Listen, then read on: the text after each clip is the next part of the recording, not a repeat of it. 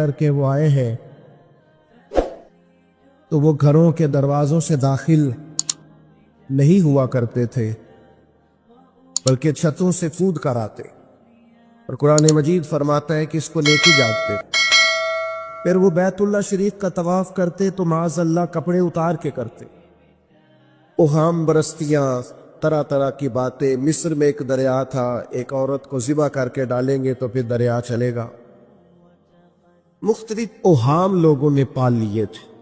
آج بھی مسلمانوں کے اندر ڈھیر ساری ایسی چیزیں آ گئی ہیں جو ضعف اعتقادی کا باعث بنتی ہے۔ اس کی کو ذرا کم کر دے بھائی۔ آپ دیکھیے لوگ علماء کے پاس نہیں جاتے، باباؤں کے پاس جاتے، تعویذ دھاگا، کالا جادو، نیلا جادو، جس نوجوان کا کام کرنے کو دل نہیں کرتا اسے جادو ہو جاتا ہے، اور پھر یہ کہ کالی بلی رستہ کاٹ گئی تھی، اور پھر یہ کہ میں باہر نکلنے لگا تو کسی نے آواز دے دی تھی۔ عجیب قسم کی اوہام پرستیوں کا لوگ شکار ہے۔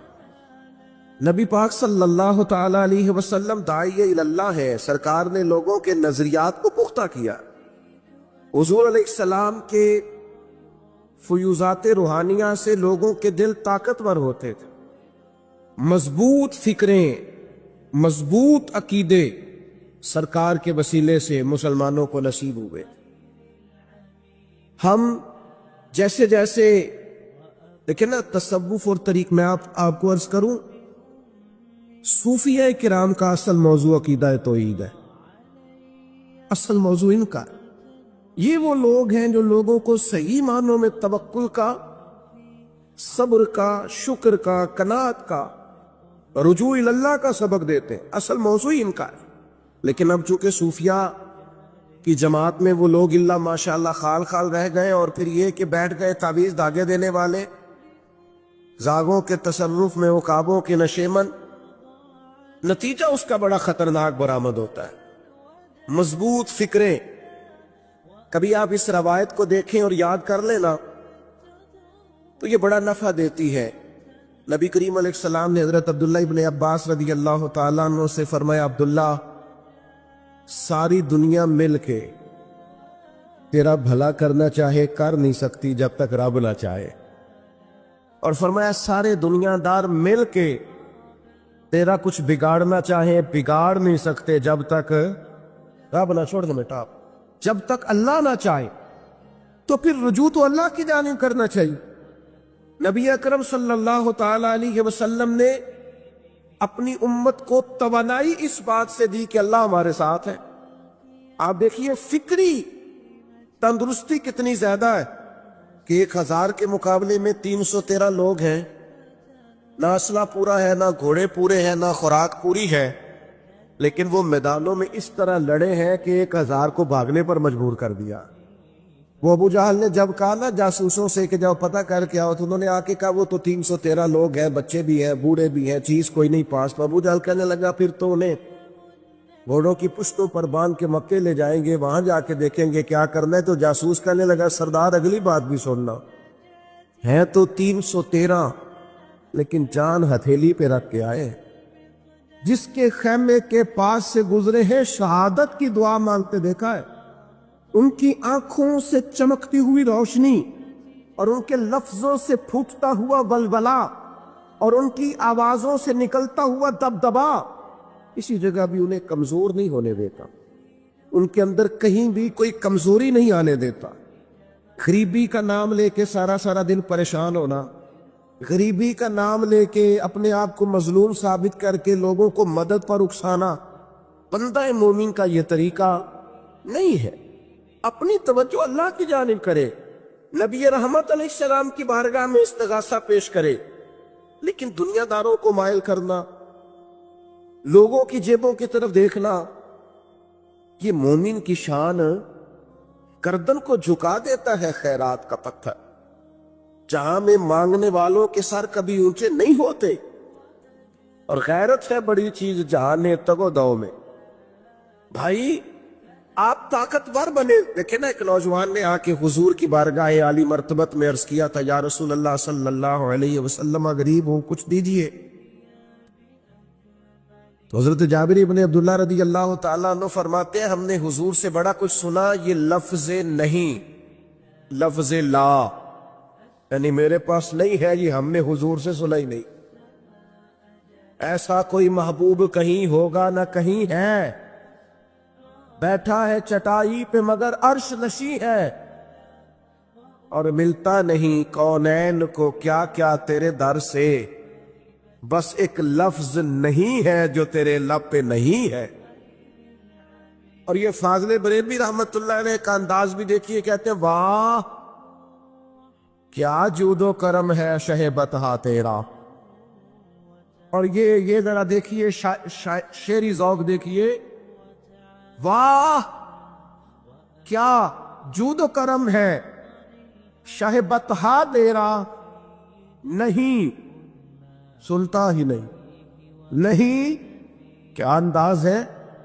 اب یہ کیسی زبان ہے اور کیسا یہ محاورے کا استعمال ہے, جو شعری ذوق رکھتے ہیں وہ سمجھے.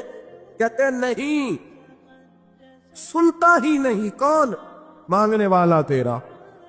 یا رسول اللہ آپ سے مانگنے والا نہیں سنتا, حضور عطا کرتے.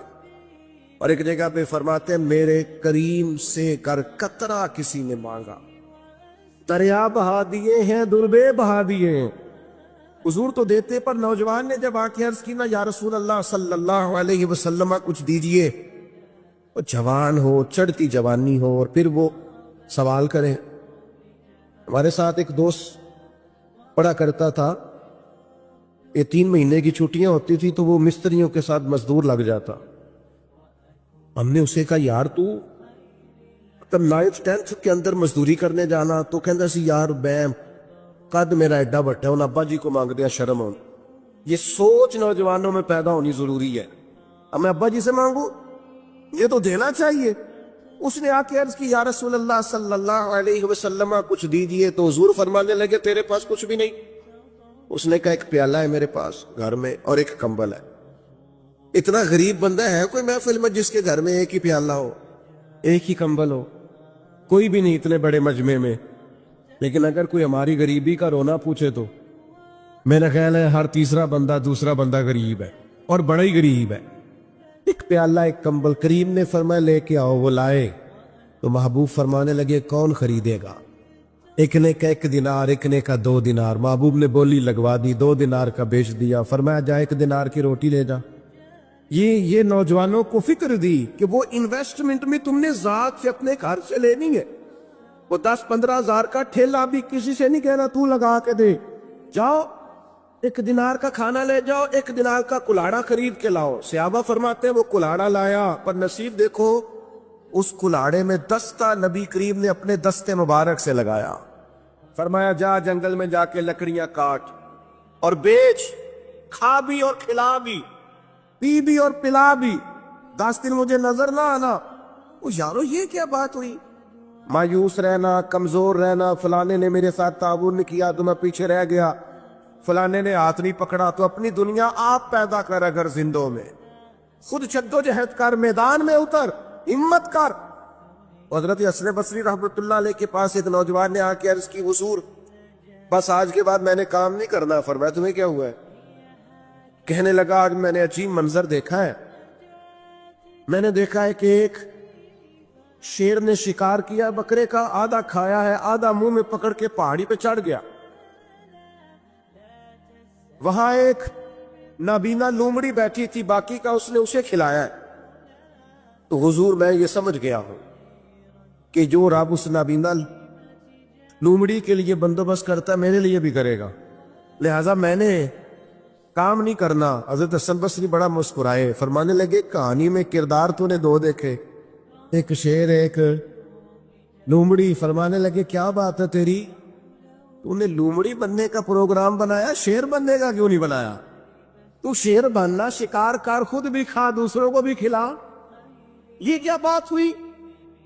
امت کے جوان فائلیں لیے دفتروں کے چکر لگاتے اور اپنی بغل میں کاغذات لیے امبیسیوں کے پھیرے کاٹتے, اور ایجنٹوں سے سوال کرتے کہ مجھے ملک سے باہر جانا ہے، کیا طریقہ ہے؟ یہاں رہ کے بھی محنت ہو سکتی ہے، اپنی مٹی پہ چلنے کا سلیقہ سیکھو، سنگ مرمر پہ چلو گے تو پھسل جاؤ گے۔ دوستو سنو، میرے کریم نے فرمایا جا لکڑیاں، ایک پیشہ برا ہے میرے بھائیوں، ایک پیشہ، وہ ہے کسی کے آگے ہاتھ پھیلانا۔ باقی دنیا میں کوئی پیشہ برا جو ٹھیلا لگاتا ہے اور مالٹے بیچتا ہے اور سیب بیچتا ہے، بڑا عزت والا آدمی، یہ شارٹ کٹ چھوڑ دو، دوسروں پہ بھروسہ کرنا چھوڑ دو۔ وہ شاعر ایک بیٹھا تھا نا، شاعر مجھ سے ناراض نہ ہو جائیں، تو کئی دفعہ وہ شعر و شاعری میں بھی ان کی حالت بڑی خستہ ہو جاتی ہے۔ جن دنوں لوگ پتلے کپڑے پہنتے ہیں، بعض شاعروں نے ان دنوں میں بھی موٹی چادر لی ہوئی ہوتی ہے۔ تو ایک جگہ بیچارہ بیٹھا تھا کونے میں، اللہ ماشاءاللہ سب کی بات نہیں، تو حالت ایسی خستہ تھی، ایک بندہ 5 روپے پھینک گیا، تو تھا خوددار، بڑی تکلیف کو اٹھا اپنے پیسے، تو اس نے کہا آپ کی حالت بتا رہی ہے، آپ کو ضرورت ہے۔ اس نے کہا ضرورت پڑی تو اللہ رسول سے مانگوں گا، تیرے سے کیوں مانگوں گا؟ شعر بڑا قیمتی کہا، اس نے کہا یہ آرزوئے کرم اور میں آپ سے کروں، یہ آرزوئے کرم اور میں آپ سے کروں، یہ بھیک اس کو دیجئے جس کا خدا نہ ہو، میں تو وارث ہے میرے اللہ رسول، میں کو لوارث ہوں کہ تیرے سے مانگتا پھروں؟ بس ہم سمجھے ہماری قیمت وصول ہو گئی، اگر خودداری پر نوجوان نعرے لگانے لگ گئے تو پھر تو بات بن گئی، لگتا ہے محنت کا ارادہ بن گیا ہے، انشاءاللہ تعالی کشکول ٹوٹنے کا ٹائم آ گیا ہے، کرم کی برکھا برسے گی، یہی ملت کا جوان قیادت کرے گا۔ اور یاد رکھنا، ہمیشہ قیادتیں غریبوں کے بچوں نے کی ہے، جنہوں نے آدھی قیمت پہ کتابیں لے کے پڑھی ہیں، بڑی ڈگریاں انہوں نے حاصل کی۔ یہ کمزور نہ پڑھو، نبی پاک داعی اللہ ہے، حضور نے چگایا ہے، 15 دن نظر نہ آنا، مزدوری کر۔ وہ نوجوان 15 دنوں کے بعد آیا، اب تیرا حال کیا ہے؟ اس نے کہا حضور پہلے ایک پیالہ تھا نا، اب سارے گھر کے برتن بن گئے، پہلے ایک بستر تھا، اب سارے گھر کے بستر ہیں۔ اور نوجوانوں، ہم نے سہارا بننا ہے، ماں سے کہنا ہے اب تو نے آنسو نہیں بہانے، تیرا پتر بڑا ہو گیا ہے، بہن سے کہنا ہے اب تو کبھی پریشان نہیں ہوگی، تیرا بھائی بڑا ہو گیا ہے، بوڑھے باپ کے پاس بیٹھ کے کہنا ابا جی بس اب آنسو پوچھ دو، آج کے بعد پریشان نہیں ہونا، پتر جوان ہے۔ اپنی بیوی سے، بچوں سے کہنا کہ کسی خواہشات پوری کرنے کے لیے تمہیں دیر تک انتظار نہیں کرنا پڑے گا، ہم میدان میں ہیں، بس اپنی مٹی پہ چلنے کا سلیقہ سیکھو، سنگ مرمر پہ چلو گے تو پھسل جاؤ گے۔ نبی پاک نے محنت کو سپورٹ کیا ہے، مشقت کو سپورٹ کیا۔ حضور علیہ السلام نے فرمایا سب سے بہترین کمائی وہ ہے جو تو اپنے 2 ہاتھوں سے محنت کر کے کھاتا ہے۔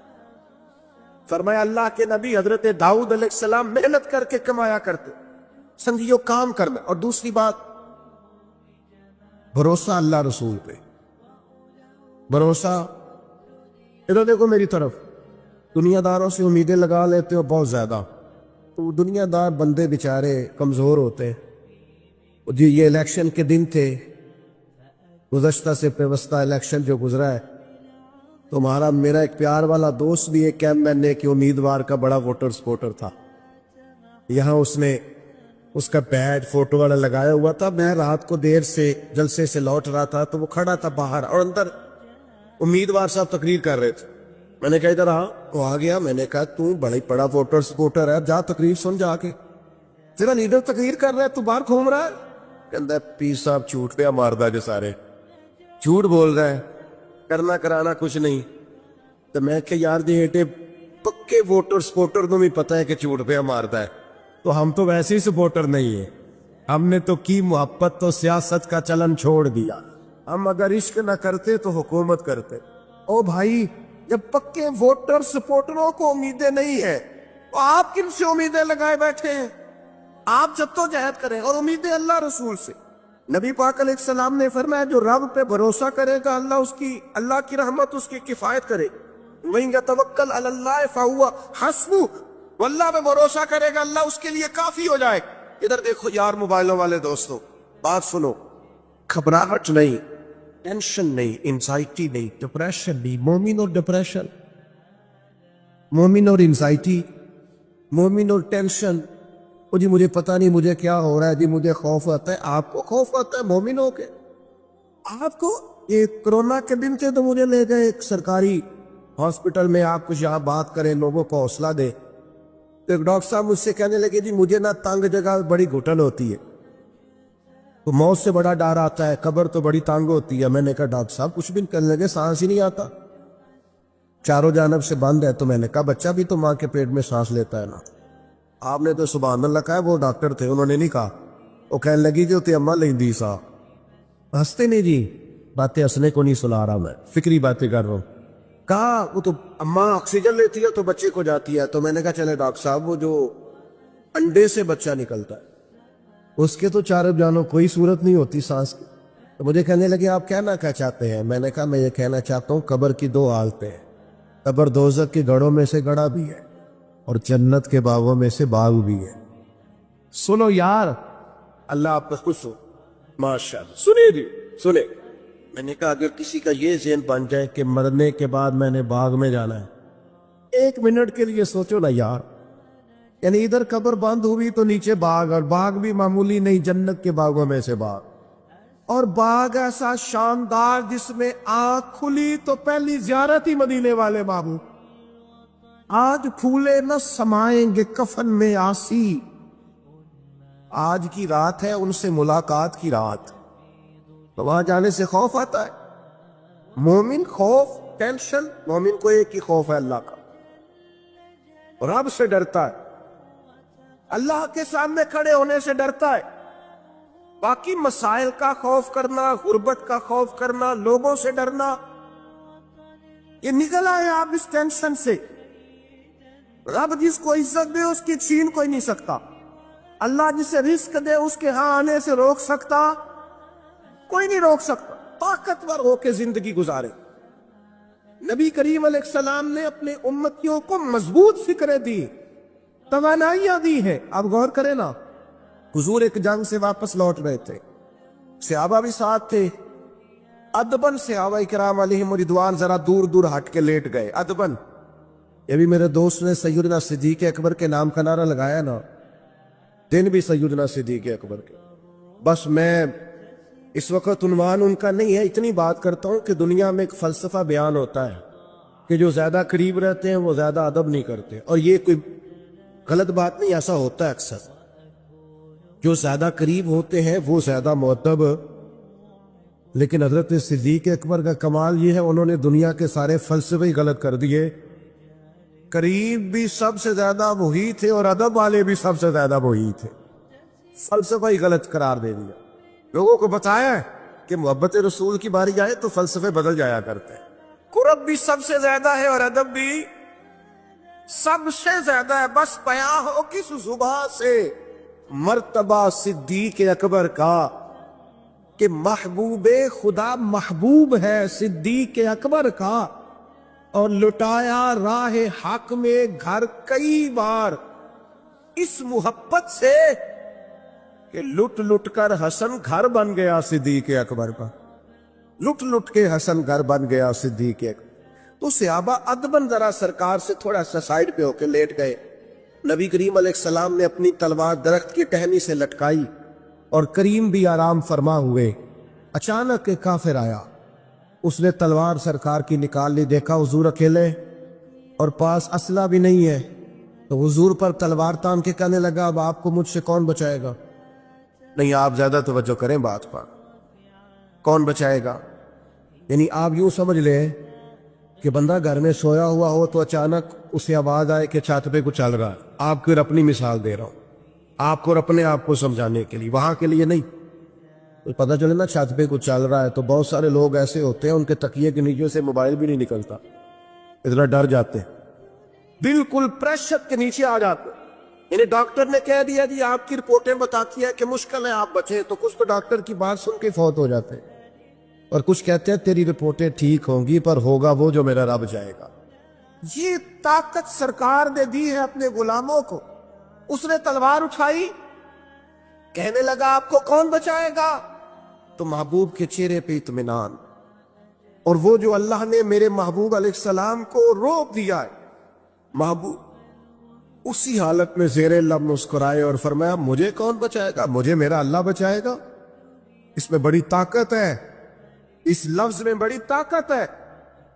کو مشکل آئے تو تعلقات نہ لڑایا کرو، وہ فائلوں میں رکھے کارڈ نہ نکالا کرو کہ فلانے کو فون کرتا ہوں۔ کبھی بھی مشکل آئے تو سب سے پہلے مصلی بچھایا کرو، اللہ کے حضور حاضری دیا کرو، طاقتور ہو جاؤ۔ نبی کریم علیہ السلام نے فرمایا مجھے میرا اللہ بچائے گا، بس یہ لفظ کہے وہ کانپا، تلوار گری، کریم مسکرائے، تلوار اٹھائی، فرمایا لو بھی مجھے تو اللہ نے بچا لیا، تو بتا تجھے کون بچائے گا؟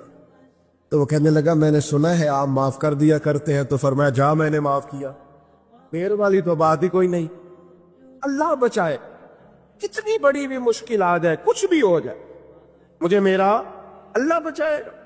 میرے عزیزو، طاقتور زندگی گزار لی ہے۔ میں نے زیادہ باتیں نہیں کرنی، تھوڑی تقریر کرنے والا آدمی ہوں، سمیٹنے کی طرف آ رہا ہوں۔ اپنی زندگی میں اپنے افکار و نظریات میں کبھی بھی کسی قسم کی بھی کمزوری پیدا نہ کریں۔ نبی اکرم صلی اللہ تعالی علیہ وسلم نے اپنے غلاموں کو تازہ دم رکھا ہے، ان کو فکری توانائیاں عطا کی ہے، بس ہم نہ آہستہ آہستہ اتنے کمزور ہو گئے کہ ہم سوف اعتقادی کی طرف چلے گئے۔ اس کی جو سب سے بڑی وجہ ہے وہ یہ ہے کہ سوچ بڑی محدود ہے، اپنے گھر تک، اپنے محلے تک، اپنے کمائی تک، اپنے مکان تک محدود ہو کے رہ گئے۔ اس محدود سوچ سے باہر آئے۔ نبی کریم علیہ السلام نے فرمایا میں خلق کا رسول بن کے آیا ہوں، مخلوق کا رسول ہوں میں، یعنی نبی اکرم علیہ السلام کی امت دعوت میں تو سارے انسان شامل ہیں نا۔ محبوب نے کہا میں خلق کا رسول ہوں۔ جب بھی سرکار نے بات کی عالمی سطح کی بات کی، جب بھی، یہ اسلام جو ہے یہ حدود و قیود میں بند نہیں۔ اقبال کہتے ہیں بازو تیرا توحید کی قوت سے قوی ہے، تو جناب ہمارے وطن کا نام کیا ہے؟ اسلام تیرا دیش ہے۔